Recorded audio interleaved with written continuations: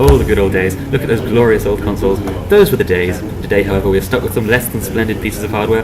Let's take a look at them, and we'll soon see what's wrong with them. Well, let's start with the Xbox 360. So let's say you want to play Halo 3. Well, that might cost you around €75. If you want to play online, that will cost another €60 a year, just to subscribe to Xbox Live. This is, of course, on top of the price of your existing broadband connection. Now, you'd think if the game cost that much, they'd sell you the entire game, but no. Oh no.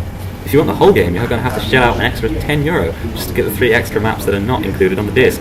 In fact, these so-called micropayments are spiraling out of control. Loads of Xbox 360 games are released with content intentionally left out so they can sell it to you later. Perhaps the best example is the Elder Scrolls 4 Oblivion. If you want to increase the defense stats of your horse, you're going to have to buy some horse armor. But unlike normal items in the game, you can't buy this with game currency. Yes, that's right, you're going to have to spend real money to add virtual armor to your virtual horse. That is, of course, if your console hasn't died a hot, melted heatsink death, which is likely, very likely. About a third of Xbox 360s have turned out to be defective, almost all of these suffering from the ominously named Red Ring of Death, which will brick your console.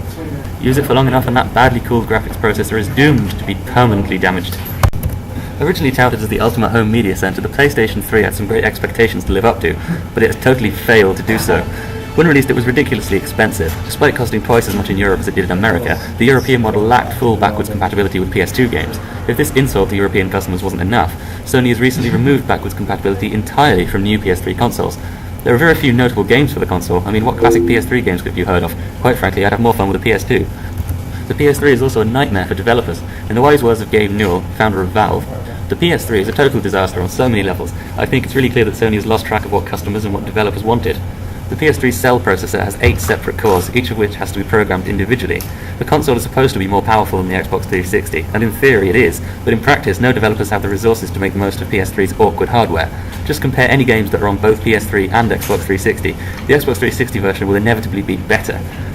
To its credit, the Xbox 360's controller is rather good. The PS3's, however, has a lot wrong with it. My first gripe is with the triggers, which when pulled result in your hands slipping off them due to their convex shape, which is a silly design indeed. Also, despite pioneering it with their DualShock controller for the PlayStation 1, Sony have arrogantly decided that vibration is a gimmick and we neither need it nor are we going to get it. Yes, the PS3's controller lacks vibration, and in an attempt to copy the Wii, Sony thought they'd include rotational orientation and translational acceleration. Basically, you can tilt the controller. However, attempting to control anything that way is just a nightmare. There's no precision at all. It's just a gimmick, and a poor one at that. Well, how about Nintendo's Wii? Well, yes, the Wii's cute and its innovative Wiimote controller is, well, innovative. But that doesn't excuse the fact that there are no games on this console that are worth playing. The Wii's game library consists entirely of kids' party games, which are shallow button-bashing multiplayer things that may be fun for 10 drunken minutes when you're pissed and your mates have just got back from the pub, or if you're 4 years old.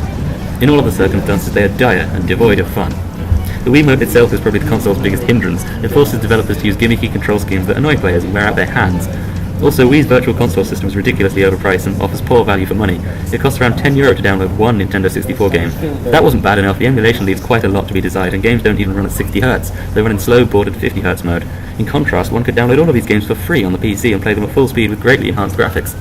In conclusion, I think it's safe to say the current generation of consoles is pretty poor. There are a few notable games, everything's overpriced, and the hardware is terrible. Bring back the Mega Drive.